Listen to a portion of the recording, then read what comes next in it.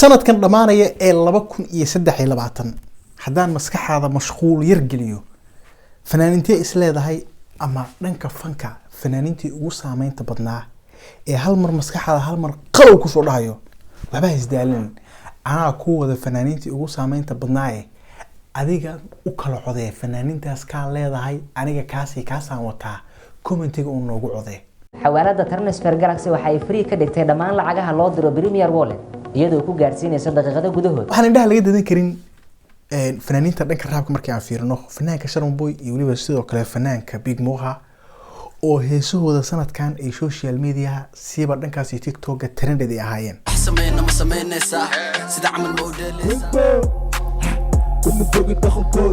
YouTube kooda marka aan fiirisada muuqaaladu ay soo kala dhigeen xagga views kooda ay aad u kaxsanayeen fanaaniintan 12 bilood ka hor sanadka bilowgiisa 2023 heesahooda ugu horeeyay ay soo galiyaan bay ku kala faashadeen oo mid kasta heesahaas ay u kala qarxeen fanaaniintu markii ay sanadka ugu horeeyay ama sanadka bilowgiisa heese ay soo galiyaan waxay u tahay boono fortuno haddii heesahaas ay ku qarxaan energy fara badan baad ka helaysaa soo dhaweyn fara badan baad ka helaysaa heesahaagana waa sii laba jibaarmayaan labadan fanaan waxay wacdarooda soo muujiyeen 12 bilood ka hor oo masraxa social media siiba dhankaas YouTube-ka ay gelgeleen dhanka distraga hadii la dhaho waa labada fanaan ama labada raabar ee distraga ugu adkaa social media u dhexmaray وقفت جلعنا أمودو جان جان أنت كل اللعنا ما أنا جنا سيري كرتا يا الحمراء نار وريا aad mataqaana isku karbaashay heesihii isku karbaashana ay taageerayaashooda aad mataqaana isku garaaceen adiga waxaan dhigi karnaa laba fanaan hadii distragan uu dhexmaray ama hadii uu sanadkan dagaal faneed dhexmaray labadan fanaan buu dhexmaray taasoo saameyntooda kor u qaaday buunbuunintooda heesahooda iyo wax walba oo ayaga ku saabsan markaas ka dhigay in ay hay tagaan ama trended ay tagaan adiga hadda daawanaya Sharon Boy iyo Big Moha dabcan commentiga noogu reebi doontaa labada raabarka isleedahay aniga ahaan saameynteeda wuxuu ahaa number 1 buu ahaa hadegdeyn fanaaniin kala soo socdo lixda fanaani aan ku soo dhigi doono saddexda fanaani aweetid hal mar soo wada qor kadib soo comment garee hal fanaan ayaa loo soo qorin macna dhanka dumarka u soo socda fanaaniintii sanadkan wacdariyay ayagana saameynta lahaa laakiin dhanka dhalinyarada heesaha caadiga qaada markii aan nimaano ninka la yiraahdo Mustafa Kante hadii fanaan hees caadi ah ku hayso uu sanadkan social media ama dhanka TikTok waliba social media aan dhihin dhanka TikTok haduu fanaan sanadkan qabsanayo ninkaas uu kala xirnaa dawadii timiyay duqayeen quruxdii dunidayda laakiin ninka dhuunta ka galay ee asagana aan ka yareen ee dhanka YouTube markii aad tagtid muuqaaladiisa 4 milyan 6 milyan 2 milyan 3 milyan heesiisa taabanayeen wuxuu ahaa Maame labadan fanaan dhanka social media fanaaniinta sida caadiga u hayso laba fanaan oo ka saameyn badnaa ma jirin naftan basideeda kugu dhiibayo qalbiga si dhabaho ku dhahe inkastoo ay kala badnaayeen collaborations ay kala sameeyeen ama fanaaniinta kale ay la heeseen oo dhanka Mustafa Kante inuu fanaaniin kale la heeso ay xogaha yareed laakiin Maame naftirkiisu hadday YouTube noqoto wuxuu ka awood badnaa dhanka kaanta dhigi karnaa dhanka YouTube-ka kantana wuxuu ku awood badnaa dhankaas TikTok markii la fiiriyo adiga markaad ay daawanayo labadan fanaan dabcan kee heesiisa aad ula socotay kee isleedahay xagga saameynta kale aniga waxaan dhihi lahaa ninkaas number 1 siin lahaa kii awoodid kaliya soo qor labada fanaan soo wada qorin ama Mustafa Kante soo qoraysaa oo aad wadatay ama sidoo kale Maama soo qoraysaa هذا فكركيga haysta iskayga sidan filaay kulli reer TikTok way ogahay Kante heesiisa soo gaarayeen laakiin bal horta marka hore YouTube ka tago heesaha Maama soo jeegaraya markaas xoga ogaan kartaan kala codeyn kartaan iska codeyn hal mar waxa reer TikTok iska codeynina cadaalad sameeya macna dad istoorta dhaya istoorta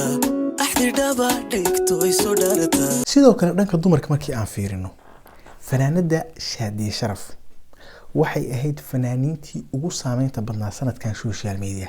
Shaadiye Sharaf ayada waxa u sii dheer heesihii ay ka tumayso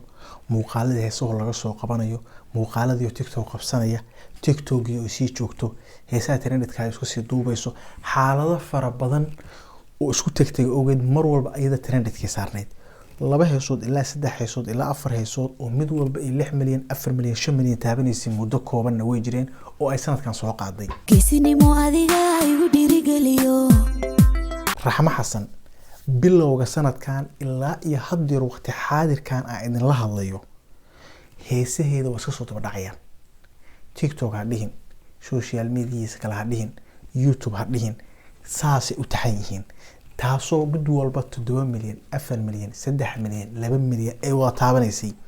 sidoo kale raxmo xasanna waxaan dhihi karnaa dhanka dumarka, dumar badan baa jiray oo heeso soo qaaday, fanaaniin caadi oo badan baa jiray, laakiin inta aniga ahaan fikirkayga macnaha aan isdhihi karno waa ku ugu saameynta badnaa ama ugu muuqashada badnaa ama ugu trendedka badnaa. fanaanku hadduu heeso badan soo qaado, heesahaas ay millions gaaraan waa saameyn. haddii fanaanka uu dhankan iyo social media uu trended mar walba ka yahay, iyada naftirkeeda waa saameyn. marka raxmo xasan sidoo kale waxay ahayd fanaaniintii sanadkan ka wacdariyay ee social media 2023 u kala xirnaa.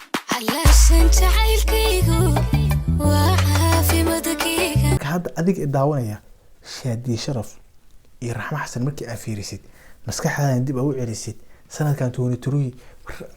June ilaa Abriil ilaa iyo February ilaa iyo January, maskaxdaada markaa celisid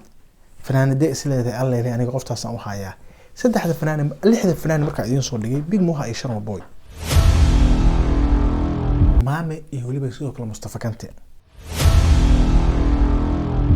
raxmo xasan iyo sidoo kale Shaadi Sharaf.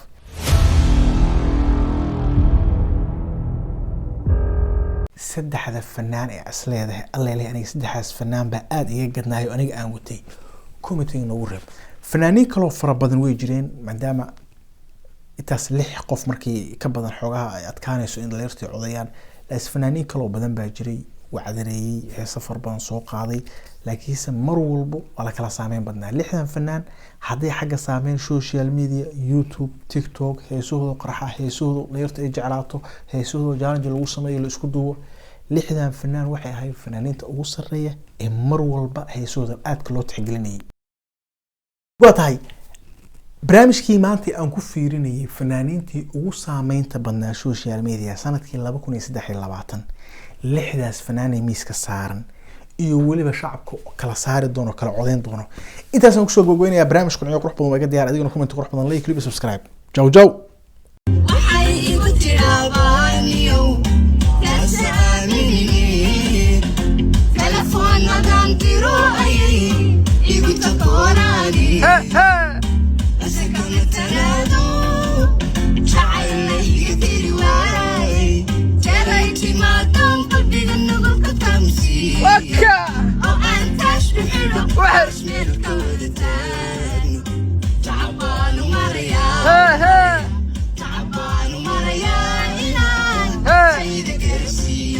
Hey!